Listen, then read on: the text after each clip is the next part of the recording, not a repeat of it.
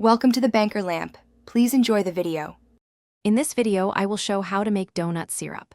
Start by combining sugar, water, and your chosen syrup in a saucepan and stir until dissolved.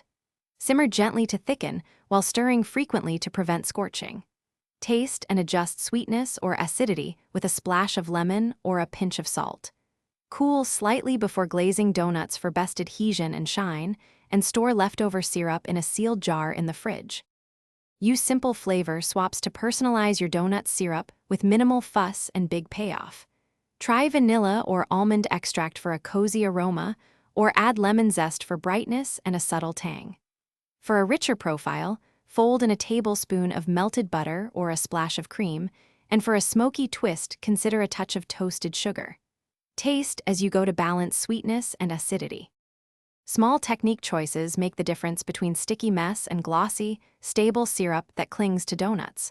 Always measure sugar and liquid precisely, and use low, steady heat to prevent crystallization or scorching. Stir gently and skim any foam for clarity.